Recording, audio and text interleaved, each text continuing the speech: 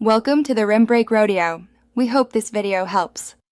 In this video, I will explain how to make an FNF visualizer. We will cover everything from choosing the right tools to adding advanced effects. You'll learn to bring your music to life with animated characters and captivating visuals.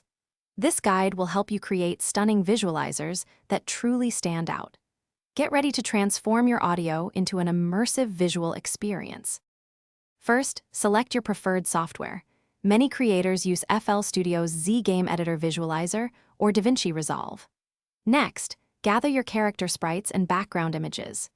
It's crucial to set your project's frame rate to 60 frames per second or higher for smooth playback. Organize all your audio and visual assets neatly within your chosen program to ensure an efficient workflow. Now, let's synchronize your visuals with the music. Begin by identifying key beats and rhythmic patterns in your audio track. Animate your characters to bop or move in time with these beats, creating a lively feel. Implement visual effects, such as peak lines or audio shakes, that react dynamically to the music's frequencies. Utilize automation clips for precise timing of all visual changes. To elevate your visualizer, incorporate advanced effects. Add bloom effects to make elements glow, enhancing visual depth.